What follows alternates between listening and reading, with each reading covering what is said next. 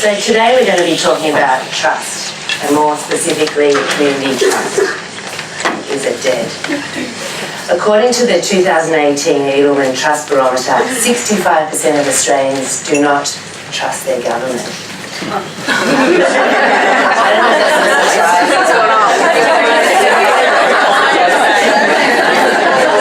Does that mean that trust... Next day. Yeah. Does that mean that trust is dying? Is it flatlining? Is it potentially threatening our democratic way of life?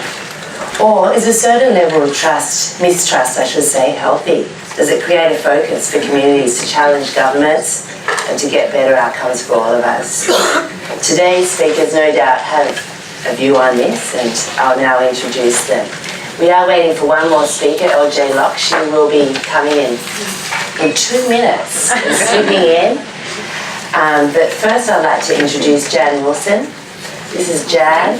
Jan's a member of the Central WestConnex Community Reference Group. She's past president of the Glebe Coalition and a long-time Glebe resident. For Amy Williams, Amy is a resident of Redfern, and she is on the youth panel for the Australian Technology Park. And I'll introduce Loch, and then so when she comes in, she can slip seamlessly in and get started. Loch is a member of the Central WestConnex Community Reference Group, a founding member of WestProtects, and also a Rozelle resident. Oh, good morning, everybody. Can you all hear me? Good, yes. Thank you. When I got the email for the invitation, the quote to me was the topic, community engagement, the good, the bad and the ugly. And I immediately thought of the spaghetti western. And I thought, well, there's a metaphor to get right into it. So I'd like to start with a quote. The single biggest problem in communication is the illusion that it has taken place. George Bernard Shaw said that centuries ago. I want to share my experience with you and tell you what's worked, what are the issues, and then some of the things that don't work and what can we do about it. Sometimes I might be very general, but I have worked on a lot of local government community consultations with the City of Sydney, and I have to say they do community consultation extremely well. Why does it work well? Because they start at the beginning with the community, and that's the most important part. There's not a hidden agenda, the topic is there.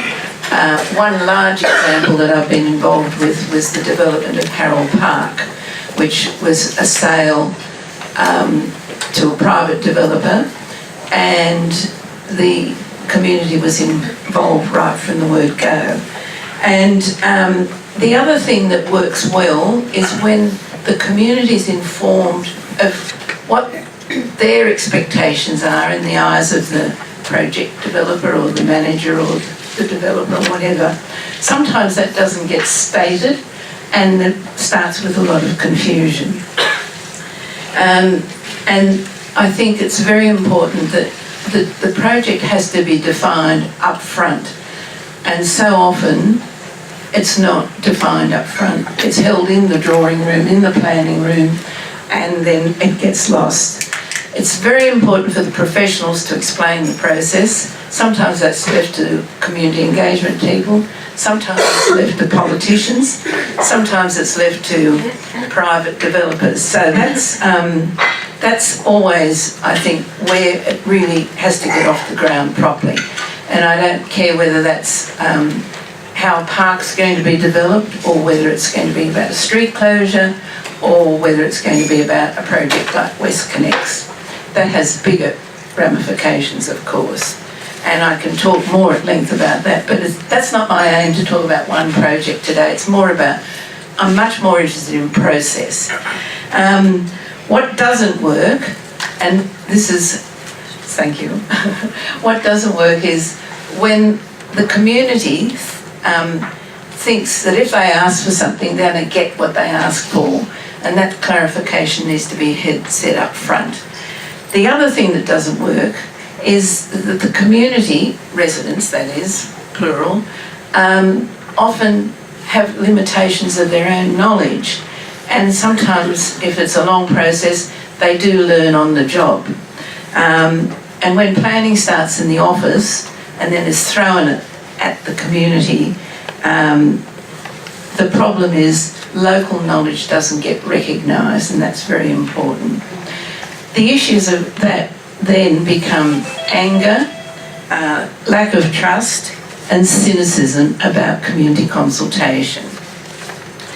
The next thing, controversial projects are written by the dollar, and there's very little cost and qualitative cost put on community, and I think that loses the trust in the community. One example of that, I think, and it didn't involve me personally, and I can talk about it because I know about it, is when the development of WestConnex from the M4 started, and it split a whole community in Haberfield. It was a heritage suburb, it was a community, and it just went down, down, down. The community is also fobbed off by language and words of commercial incompetence, cabinet incompetence. We can't talk about that. And the technical advice, that's understandable in a large project, but people start to feel impotent if they're at odds with the government. And when the processes become adversarial, that's when it gets ugly. And I can assure you, we've seen some results of that ugliness, whether that's standing in front of bulldozers in the 70s, or whether it's been rallies, or whether it's standing outside Parliament House and haranguing. Governments are not listening, that's what we feel, and I think there's a lot of evidence of that at the moment. And in conclusion, I'd just like to finish with a quote. My favourite author, Jane Jacobs, Death and Life in the Great American Cities. Cities have the capability of providing something for everybody, only because and only when they are created by everybody. Thank you.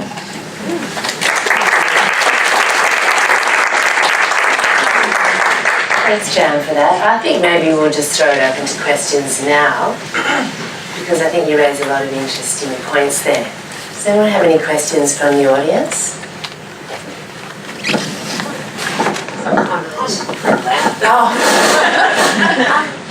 Fantastic points, I really enjoyed it. I particularly liked your comment about local knowledge not being valued.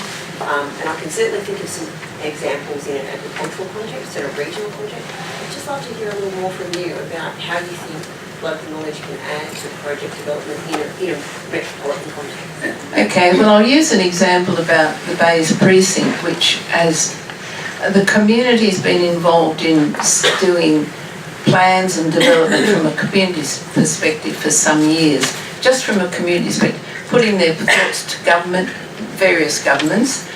I've been involved in the Urban Growth Community Reference Group, and with their advisor and their community engagement people. And there's a lot of history on the ground there, and it's not about NIMBYism. It's not saying we don't want that here, we don't want that there. We appreciate we live in a very contestable area in terms of what goes where. What we have really struggled with, we hear from the community engagement team, and we keep saying, where are the directors of this particular bit? Why aren't they coming to our meetings and talking to us? This is not a public meeting, this is a reference group. And one of the major issues was saying, how can you possibly put the fish markets in the middle of Blackwattle Bay when we haven't seen your traffic and transport traffic plan? We know how many cars are on the road, quantitatively and qualitatively. And we keep saying, it's not going to work. The designers, we've had the designers coming and talking about it. Maybe they have it hiding. Similarly with the metro plan, from Parramatta, they're popping in stations, and we say, where are you running your rail line? Underground, and we don't get to hear about it. Now, I appreciate there's a lot of work goes on behind the scenes. That's the type of issue where I talk about local knowledge. Thank you. Thanks for your question. Any other questions? Silence the wall. I might take one more if someone's got another question before we move on. To Amy. Thanks, Donna. And we've got a question as well. I'm just wondering, in terms of, again, focusing on that local knowledge, as engagement practitioners, how are we best to show you that we have taken on board that? Because during like massive infrastructure projects, we get thousands and thousands of pieces of feedback, and I think most of the people in this room would be quite I'll say strident in ensuring the engineers take that into account, and a lot of time it is, but it's, you know, little bits and pieces here and there. How are we best to actively demonstrate to you that a lot of that feedback has gone into it? Is it a big long fact sheet that says, here's everything we listened to, or what? Because a lot of times it's the big things we can't incorporate, but it's the little things that... Yeah, look, I understand that, and I think, I mean, we've been in the situation of putting our dot points on maps and things like that, and we get a sense it's tokenistic. And I think up front, even if there was some statement saying, look, we've looked at the community, we understand it's a very diverse community, we understand that you already have issues about blah, blah and blah, as though, you know, they're taking that seriously. And that's why I think there's cynicism on large projects, probably. But just to use WestConnex as an example, I mean, it has so much history coming from the federal government right through, and governments are very keen to show that something is being done. We've built you something, aren't we wonderful? That type of thing. But, I mean, a classic example that's nothing to do with WestConnex and nothing I've been personally involved in is the demolition of a community in the Sirius building, and that's the building at Circular Quay. That has killed community, and I don't believe it should have happened. Whether that's a cost factor or not, that has been purpose-built building, and nobody in the community is listening to it. So, as contra to the big infrastructure ones, I appreciate, but that's part of the problem of when the government isn't honest. And part of that is the government is not listening, given the letters that are written, and we get these tokenistic response. We've deferred this to the Minister of blah, and then we get the PA for that minister getting out the word generator and giving us the reply. Where once upon a time, if one wrote to a minister before emails and every letter written represented the voice of another 100 people. Those days are long gone. But anyway, I don't know whether that helps your answer. LJ. Welcome, LJ. Hello. Thank you, Jay. Thanks, Donna. Margie, quick question. Yeah, my question was sort of similar, so I might, but I was just thinking about sort of quality engagement, but I was also thinking, you know, you started off by saying City Sydney, you know, kind of presents quite well. I suppose, you know, sometimes a lot of things you're talking about is the outcomes, and when you see that your stuff has been taken on board. But what are you seeing in terms of quality engagement up front? What sends little alarm bells to you saying these people know what they're doing and they seem to be doing it well? Using urban growth as an example, I feel as though they're just the meat in the sandwich. They come along, they're professional people, they try to engage, they listen, and the backstory, we don't know what's going on. And I think people who are involved in community engagement have to be recognised for the skills that you all have, and say, listen, you can't do this, you must go back to the community and revisit the project, or words to that effect. You know, I understand that the whole process, particularly the larger the infrastructure project, the more complex it becomes. And then of course it changes day by day sometimes, so that's part of the problem. But I think community engagement people need to be respected what their job is. They're not just there to be the front end. Sometimes the project hierarchy has to come out and talk and be accountable, so they're seen as a voice. Yeah. So are you saying that when you see the project managers there, then you would think that was sort of a genuine Well, process? they're put on the spot to answer some hard questions. Thank you. Thanks, Margie. Thanks, Jan. That was really interesting. Thank you. I might hand you over. Oh, first I'm going to welcome LJ Loch. Sorry I'm late, everyone. Traffic. Traffic. Traffic! Have we got an answer for you? We didn't put LJ Loch up to say that. I'm going to pass now the baton on to Amy Williams.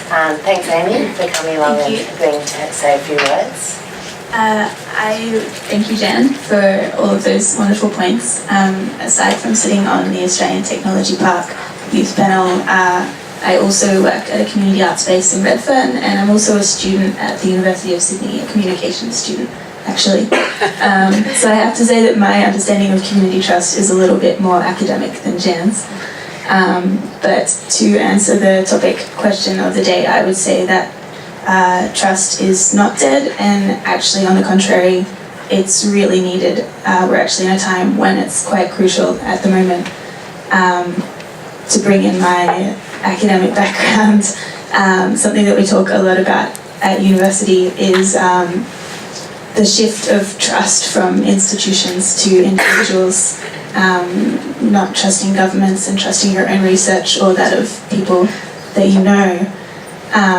And this is kind of accompanied by a shift from that kind of top-down communication model to this, what you do.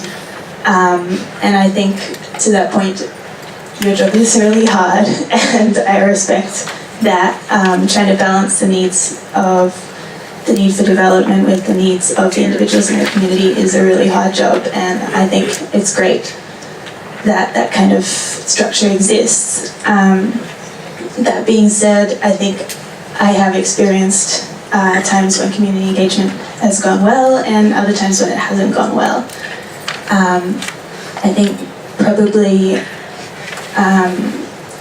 in the times that it hasn't gone well, the most core thing that they have in common is not getting the community right.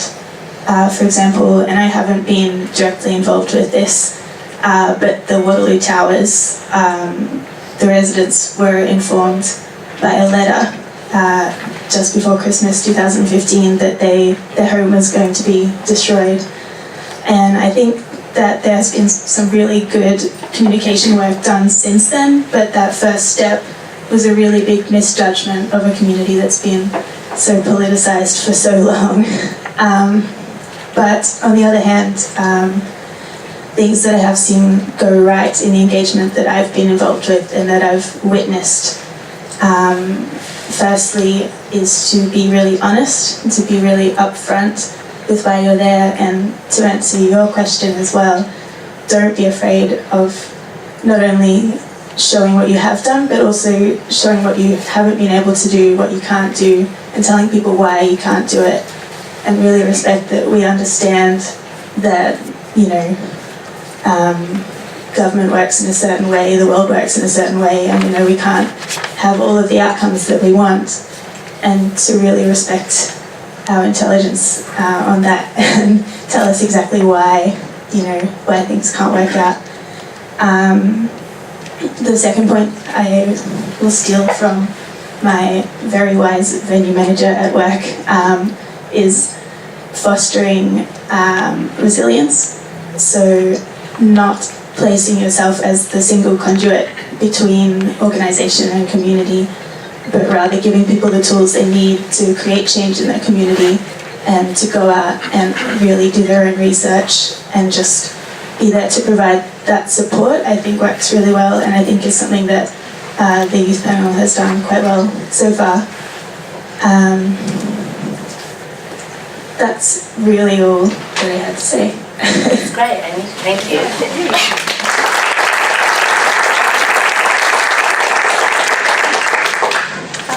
Should I stand up? Yeah, please. Hi, I'm Bryony. Hi. I just wanted to know a bit more about your specific experience at ATP and thank you. And the structure of how you're engaged and whether you felt that the outcomes are perhaps more meaningful or in depth depending on the structure and the time frame of how long you're able to have these conversations with perhaps design professionals or a panel, and whether you've experienced kind of more like a survey type thing, and across that spectrum, how the kind of depth of engagement and the scale of engagement has helped you learn more or understand more about the project. Sure. To be honest, my experience with the youth panel is quite short so far, but from what I have been involved with, they've been very good about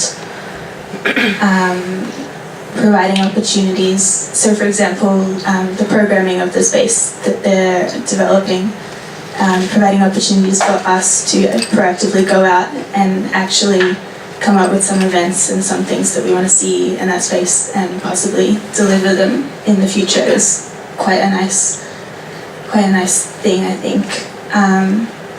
I would say that there is a tendency, maybe, I don't know, when you're talking about young people or a youth panel, to default straight to social media or online channels, and I think that while social media is a really important tool, there are a lot of young people, myself included, who want to engage beyond an Instagram like or a Facebook survey, and I think really going out there and bringing young people in and going into where they live and work and study is really important. Any other questions? You can also, if you think of them, oh yes, Beck.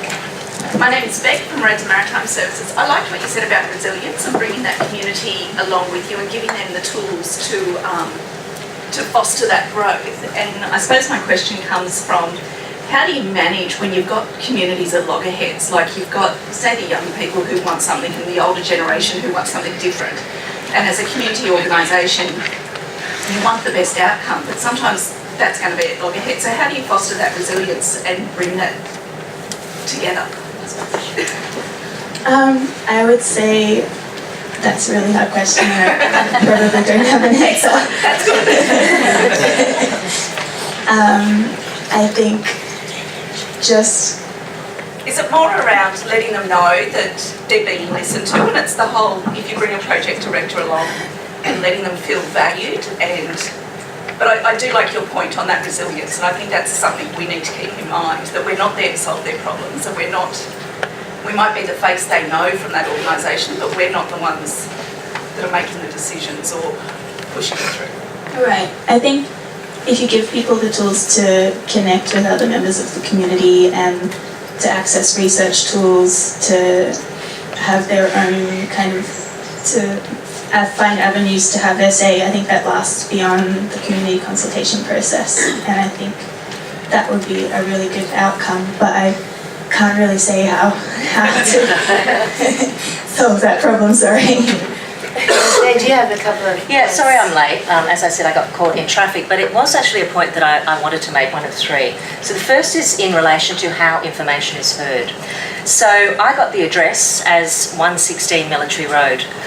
The cab dropped me outside Big Bear Shopping Centre, and I went, this is obviously the wrong place. Shared experience. So I've been up and down Military Road. An example that relates directly to WestProtects is the use of the phrase noise receptor.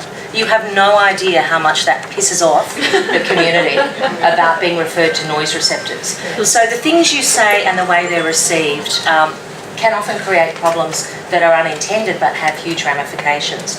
The second point I wanted to make, and I'm actually a professional communications person, I've got my own reputation management company.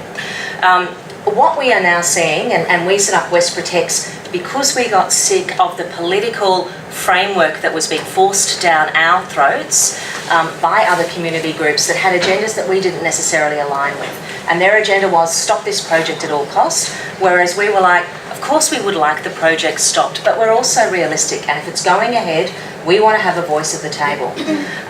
We have been pillared for that. We have been trolled like I have never been trolled. I've done Paul Murray as an ALP opinion setter, and I've received some bad trolling through Paul Murray, but the trolling that we have received for being non-conformist, if you like, in terms of saying, if this goes ahead, here's what we'd like to see, has been horrific. What that then equates to at a community level, particularly in communities where we are all so self-centred and for a whole range of reasons, time reasons included, We don't know the reality and all the consultation that has gone on in other places. So for all of us, even me, like I'm politically aware, when WestConnex was announced as coming through Rozelle and Balmain and the Peninsula, I was like, how do I know nothing about this? And it wasn't because there hadn't been extensive consultation, but I didn't think it was relevant to me. So don't make the assumption that when you're going into communities, even with a project that has been around for a long time, that these communities actually get it. So because so many of the groups are now setting the media narrative, media is all about conflict, as you know, it makes it very difficult for you as community people to share that information outside of that narrative. One of the ways of doing that is by holding a series of very small meetings with residents that are engaged. You still need to obviously hold the town halls and be seen to be holding consultation, but more and more those town halls are hijacked and they become grandstanding opportunities, and it's ugly behaviour, and people are intimidated about asking the questions and getting the information that they want. That's not to say there isn't a role for activism, of course there is, but the issue is the activists and those people who are embracing the activism route are so frustrated because that's the only way they feel they can be heard. So the big question you guys have got from a balance perspective is, how are we seen to be consultative and how are we actually being consultative? And that's not an easy balance to strike. So yeah, just that's my sort of three focus areas that I wanted to throw into the conversation. Yeah, that's great. Jan, you want to make a point? I think it's on. Is it on? Yes. I'd just like to add to LJ's comments too, because I'm also in a community group in Glebe Forest Lodge, because initially it was going under Glebe Forest Lodge. Well, we rose up in arms. What did we do? We didn't have a political meeting. We had a meeting of our own where we invited a health expert, a geologist, a community person, the Lord Mayor. We didn't have anything to get from WestConnex because there was no information. So we held our own meeting, but then we took our own action and we went straight to the university and to the hospital and said, what's going to happen to you lot? And then what LJ said is what we did from a community level then. We didn't have a public meeting and try and involve all the WestConnex people to come to be shot down. It doesn't work. It just provides an atmosphere of anger and dysfunctionality. And so we had a coalition of Glebe groups and we invited the project manager and whoever else wanted to come along, preceded with some questions for them. 4 of them, 3 of them and 4 of us. So it was a conversation. That's the way you get the information shared. Now the groups, there are about 12 community groups around the inner west. They're all fragmented. They're all united. We don't want WestConnex, just to use that as a statement. My group, I've said, we have to work on ameliorating the issues that impact on the community, not from a NIMBYism point of view of just what impacts on Glebe Forest Lodge, but for the whole of the area. And I said the other Saturday, it's going to get built. Oh, no, it's not. It will get built. We know that. One has to be pragmatic too. And if you get adversarial, you lose the battle, and then people drop out of the community and say, oh, I'm not going on any community reference group. That doesn't work either. You must stay inside the tent to get the knowledge. I mean, I've had death threats over the position that we've taken at WestProtects in terms of saying, if it goes ahead. And I'm like, seriously? You know, but that's the level of anger and frustration and frameworks that you're dealing with. Thanks, LJ. Can I hand it over to you to say a few more? The other thing, so I'm also a member of the community reference group, and I've got a lot going on, you know. I'm the chairman of Now Australia, which is the Times Up equivalent. I've got my own business. I'm the New South Wales convener of Women in Media. But the reason I and people like me get involved is because one, we think it's important to make a difference. 2, we have a voice and we know how to work the system for maximum impact. And 3, how the hell could we not when it's actually our community that is being impacted? So what has been advantageous has been being able to deal with the same people, having some continuity in terms of the people that we talk to, the people that we have problems that we can raise. And we haven't yet gone through the construction process, and we know from stage 1 and stage 2 that the biggest frustrations come from raising problems, being told that those problems are going to be taken care of and that there will be a reporting back to the community. And then the person that's actually leading that charge changes. And there's no accountability, there's no follow-up. If you follow up as a community member, there seems to be no record of what's actually been on the board. So understand that roles change, particularly when there are lots of contractors involved. But that handover, having a thorough handover, having a record of commitments that have been made and follow-up that has been given and actually following up, makes life a whole lot easier for the next person that's coming in. Because there's nothing more annoying than if you've been kept awake, and we hear this from the residents in Stage 1 and Stage 2 at WestConnex, you know, they've complained about a continual problem and then the person that's responsible for following up on that disappears and there's no record of those complaints. And they get a set of earplugs to placate them. Yeah. It also comes back to empathy. I mean, I've had a lot to do with Kylie on Stage 3 and Peter Jones, who was the project director, and we had a number of very small meetings where we could talk specifically about the concerns in our area. I live opposite Eastern Park, which is going to be one of the most impacted areas in Rozelle. It's going to be ugly. We've got no delusions about how ugly it's going to be.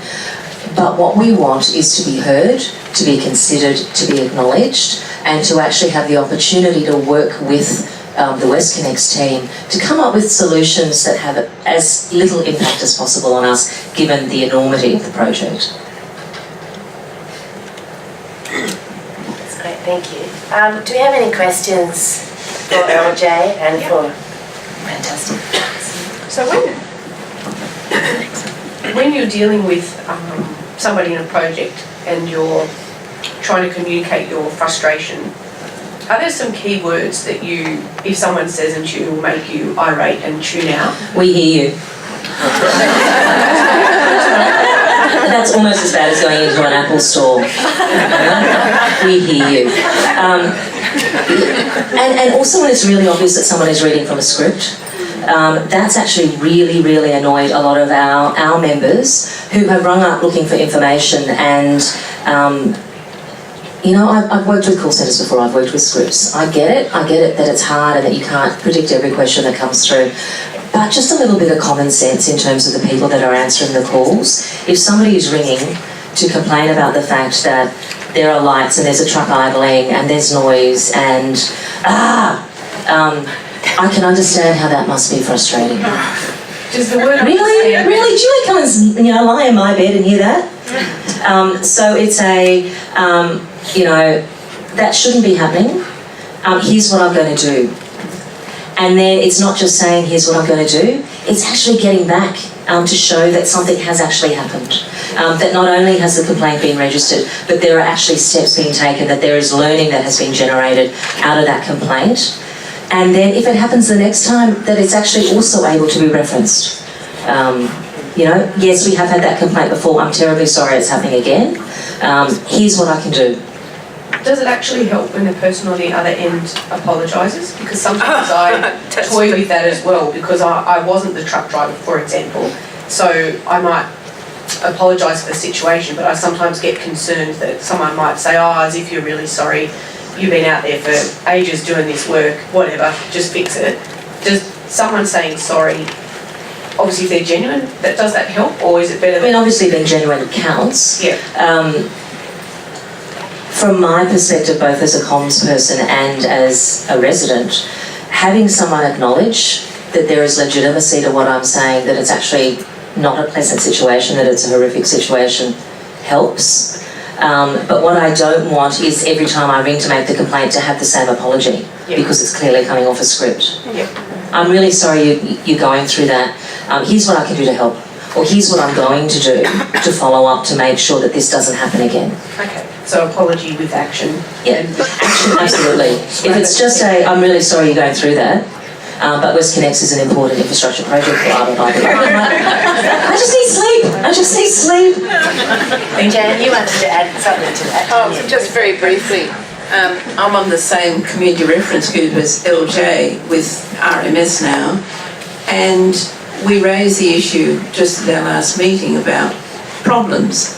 And because there are contractors that are doing things who, by the law of the EIS, have rules to observe and engage, and we said, why is it up to the community to have to become the police officers and report and report and report? And it's up to the management of all those processes to make sure that they are doing the right thing before it goes wrong. Yep, point that. LJ, I was just wondering, your point about you formed WestProtects because you wanted to get some positive outcomes out of what potentially would otherwise be a less than pleasant situation. Complete disaster, I think is the phrase we use. I was trying to be diplomatic.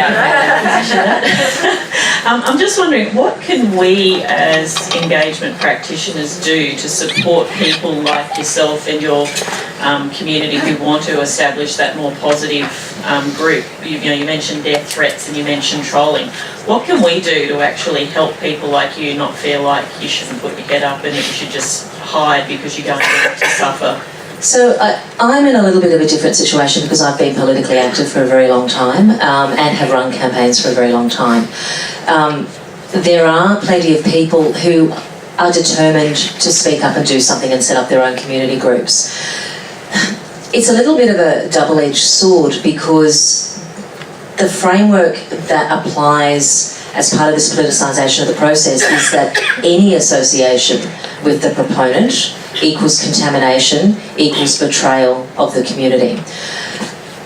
The best way of moving forward, I would suggest, is helping groups and picking up on what you said, the shift in trust from corporations to wanting to find out for yourself what the facts are. So making it easier for concerned community representatives to find experts in health, to find experts in transport, to find third parties that they can go to that can help them translate the information. I mean, the EIS, when it came out for stage 3, was 7,000 pages of highly technical language, and understanding what that meant from a practical perspective is nigh on impossible unless you've got that specialised framework to distill it through. So, like Jan's group, our group has been very much around how do we get the experts in to help us understand what this really means. Whether it's experts from stage 1 and stage 2 that talk to the practical lived experience of going through construction, through to technical experts who can talk through what air quality standards mean, what that means in terms of long-term health, what the noise vibrations are likely to mean. So, whether there is a website or a resource kit that you can share that has contact details of academics who can help explain, that would certainly help. But there is growing distrust of large-scale corporations for a whole range of reasons. There's a real shift in our community and other communities. Can I just follow up on that one, LJ? You said that if people are associated with the project, there's a scepticism. How do you overcome then? You want to provide contact details for credible experts, and I understand the independence, but if you give that name to somebody, they immediately dismiss them as being in your camp and therefore not credible, and then go and find the leading equivalent, to get the opinion that they want to hear. How do you... So that tension is a hard tension to balance. What appears to work is where there have been some of the consultations around, there's been one consultation in Balmain around the second harbour tunnel going through, and there was reference from some of the public servants that were there about particular academics that would be worth following up on their work. So even if examples of readings or contact details or whatever were available at those formal community consultations, people want to start somewhere, and you'll go to the people whose details you have. It doesn't mean that you'll stop with just those academics. You might keep going if you're not satisfied with the apparent authority or the genuineness of the information that's been given to you. And sure, it may well be that many of the groups will look at the list of champions that you provide or academics that you provide and go, they're stooges, we want nothing to do with them. But the majority of people haven't yet formed a view. They're still trying to work out what it means for their home in the context of WestConnex and what it means for them, and how soon it's happening and why it's happening and why it's all of a sudden in our community instead of being over there, because that's where it's always been. We might just finish up with Rachel, Okay. your last question. Because I was going to ask whether you would be able to sort of take a step back and look at your numerous years of activism and involvement and reflect on whether you think agencies and organisations involved in projects and engagement are going in the right direction. Because I know that the art profession has grown, and I think that's a good thing. But the word that's coming to my head when you're talking is the need for partnership with community. Partnership which engenders respect and time, not just providing information and hoping it'll all be fine. Do you think? I think we're a long way off that. But do you think that's kind of a mindset that you would like to see? And how far, if so, how far towards that do you think we are in genuine, and have we got anywhere in the last few years, do you feel? Partnership, absolutely. And if you look at the conduits that have worked well in terms of information coming out around WestConnex, the community reference group has worked incredibly well, and that's a partnership. And the Inner West Council have also set up a partnership, if you like, where all the various stages get together with the council technical officers to talk through what's going on. Partnerships obviously need to be genuine, and they can't just be lip service. And partnerships are built on lasting relationships. So partnerships are difficult if you've got changing team members. Partnerships rely on trust, they rely on honesty, and they rely on delivering what you say you're going to deliver. So absolutely embrace the idea of partnerships, setting up a partnership with local community groups, but also bearing in mind there is this groundswell of scepticism and frustration that will result in abusive behaviour. I mean, I've been appalled at some of the behaviour, most of the behaviour I've seen community engagement officers and members of the team and public servants being subjected to at public meetings. You guys are just doing a job, and there is this complete lack of apparent understanding from many of the groups that you are not defining the political approach, that you are simply implementing to the best of your ability what needs to be implemented. So seeing people being spat on, seeing people being abused, seeing people have things hurled at them is completely, and I get up and walk out when that starts happening. And you shouldn't have to be subjected to that. But at the same time, it's important to understand that it is coming from a genuine place of frustration, as well as being fueled by political opportunism. Thank you. If you could all join me in thanking Jan. Sorry, Jan, please. Just to add to that, I think the partnership thing that LJ talks about is very important, and I think the community doesn't want to be hoodwinked by glossy project plans that are drawn on a computer with pictures of lovely parks and dogs and cats and people all sharing this wonderful thing. The other thing is a project like WestConnex, which is one we're all passionate about, to most people in the community, it's still in the virtual stage. Oh, it's not going to impact on me, it's underground. And people can't see ahead of what it's going to look like. We have a partnership in Glebe Forest Lodge called Coalition of Community Groups, and that involves the Chamber and other various groups. We liaise with the City of Sydney, they come to our meetings. We share that information, and they respect us as giving feedback, and we use them in a strategic way too. I think that's the only way to go. We will never be able to give everybody the information, and I use Glebe Forest Lodge. 15,000 people live in Glebe Forest Lodge. Some of them would still be oblivious that something's happening. But when the trucks and the dogs go rattling around their streets, they'll say, oh hell. Absolutely. Thank you. Thank you, Thanks so much. We can talk about this all day, couldn't we? Thanks, Jan. Thanks, Amy. Thanks, LJ, for taking the time and sharing that. I think it's really been really interesting and great to hear, and it's really reassuring to see that there still is a voice. I don't think we can, well, we might not be able to trust that we'll know who our Prime Minister is by the end of today. I think we can trust that the community has a voice, and increasingly governments are having to listen and take note of that. So thank you for sharing your insights.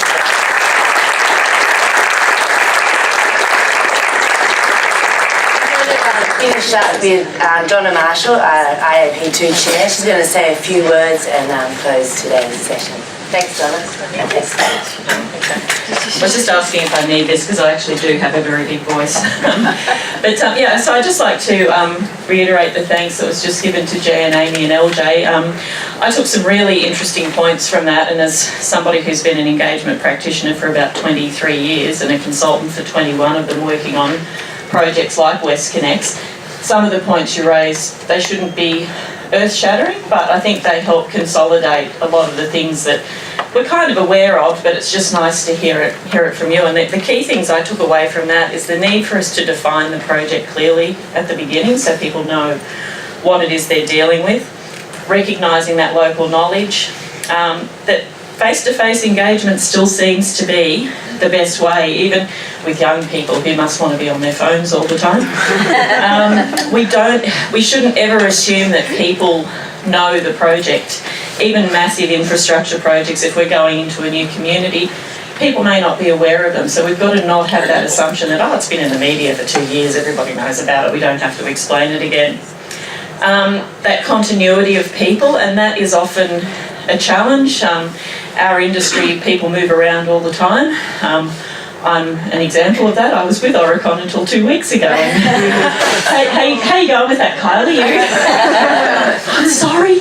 We actually cried 2 weeks ago when I left, so that's how much I wanted to go. I'm actually with Cross River Rail in Brisbane now, so that's where I've gone. So your learnings from WestConnex are very, very relevant to what I'm doing. I may be ringing you. Very happy. So yeah, really, really interesting stuff, and great questions from the floor as well. So I'd just like to. This is going to be very awkward because I've got one hand full of a microphone, but I have little gifts for each of you. Oh, thank you.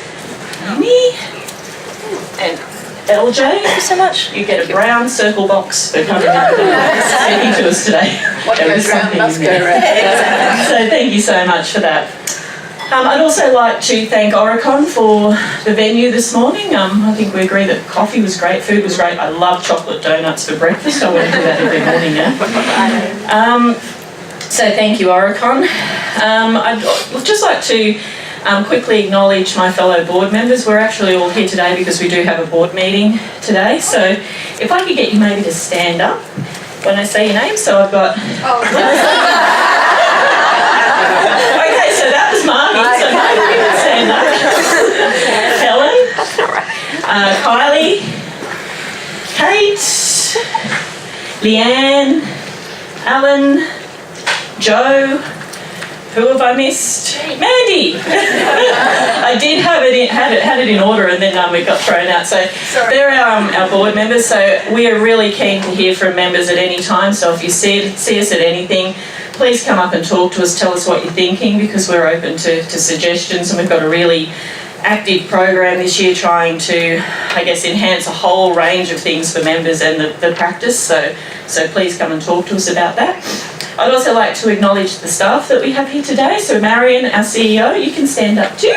And Josie, where's Josie, our marketing manager? Oh, there she is at the back. So we've got a whole raft of staff that sit behind and support Marion, and it's really exciting. We've got a great team, and it's grown, and we've got some really exciting things happening at that management level.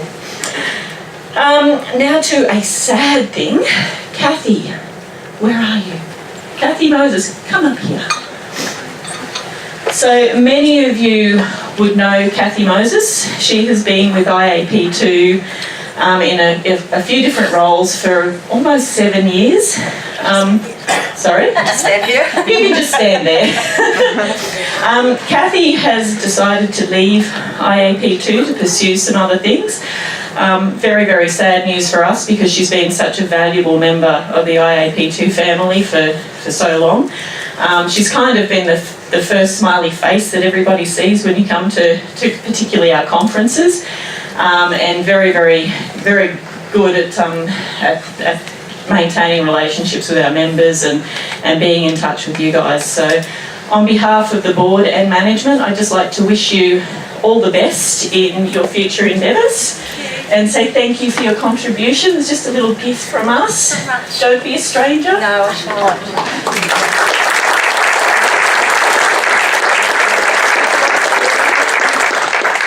I just wanted to wish you all. I'd like to wish you all the very best. I think that the work that you do is so incredibly important, and I think as time goes on, it will just raise its profile, its relevance, and people will understand just how important the activities and work that you do is. And I think that you're a tremendous. I take my hat off to you. So much work that you'll do, and I thank particularly the board. You've been incredibly supportive of myself and other staff members over the years. It is with great sadness that I do move on, but I wish you all the very best. You do a wonderful work, and I'm sure IAP2 will just continue to grow, and also the area of community engagement, of course, it's going to grow continually over the years. So all the best to all of you. And Kylie, fantastic event today. So interesting. Well done. Thank you.